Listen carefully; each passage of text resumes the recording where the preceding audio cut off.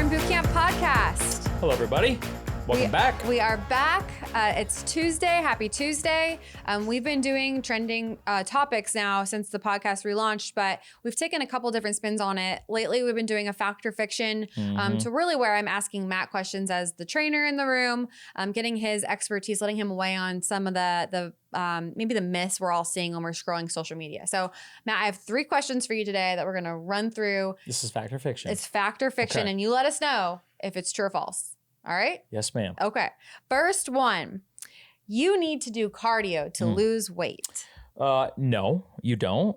You need to do cardio to improve your heart health. That will work.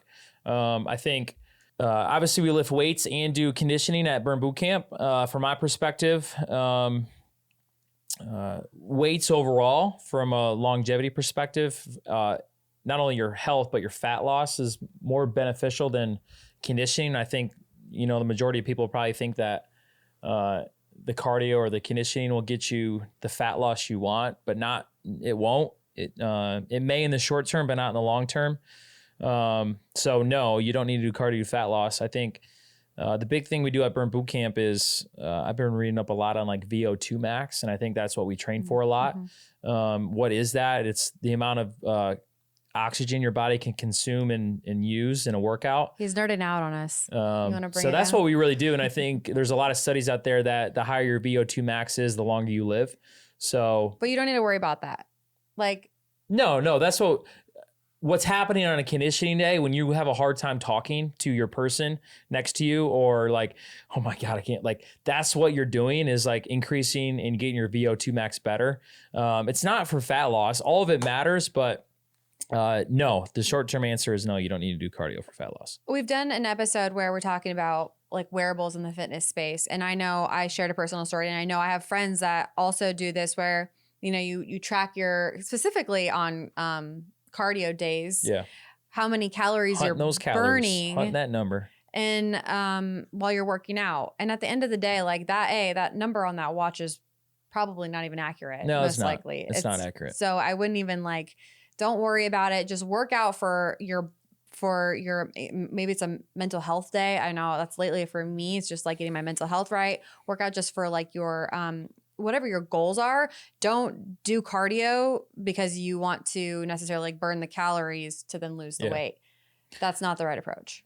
And also, I know I've been talking about lifting weight, and like I love conditioning, but conditioning isn't going to get you the shape you want either. And it's not all about how you look, but I think a lot, for me specifically, I like an aesthetic look, and all the cardio you're going to do ain't going to get you that. So you got to lift weights. And lifting weights is the best thing you can do for fat loss over time. Here's the thing. My leg days, I have turned into, I'm more out of breath on leg day than I am on not today, because today was conditioning at Burn Bootcamp, but typically on a leg day, I'm just like dead. So I wouldn't look at it from just like a cardio perspective either, because if you're lifting heavy weights, you're going to be out of breath. Get the weights in your life. That's all I got to say. Yes. Okay. I love this next question. Does eating fat make you fat? No. I think a couple episodes ago, we talked about if carbs make you fat. And I mentioned, does fat make you fat? And no, it doesn't. That's a myth. A lot of people, and I think this came from, I remember like in the 90s, they talked about how like dietary fat was the same thing as like fat on your body, and people believed it. And there's a big misconception of the fact that if you look at a nutrition label and it says like 10 grams of fat, does that mean it's going to like instantly give me fat in my body? And it doesn't. The fat on there is just like the macronutrient level. What will make you fat is if you just overconsume anything. So if you overconsume calories in general, that will make you fat. It's not going to be from the dietary fat that you take.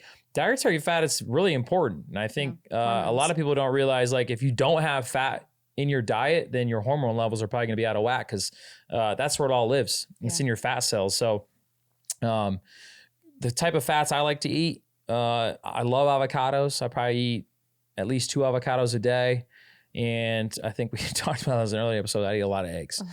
So, I mean, fat is very important for your health. So don't stay away from it and it won't make you fat. Yeah. And also if you have like French fries or that are in oil, like it's gonna be okay. Like you don't have to just eat avocados to get like healthy fat. No. That's just the fats I like. I love bacon. I love bacon.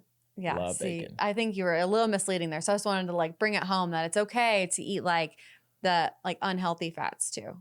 Yeah, just don't overconsume. If you overconsume, you're gonna gain weight. Yeah. It's excessive calories.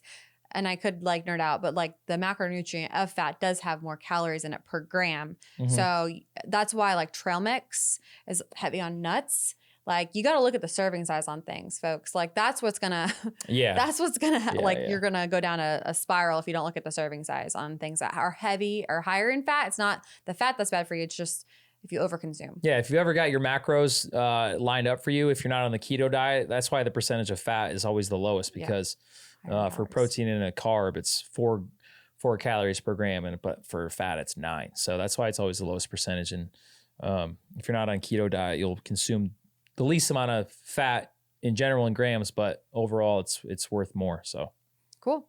All right, last question. Already on number 3? We're already on number 3. All right, went fast. Okay. Does exercising alone make you lose weight?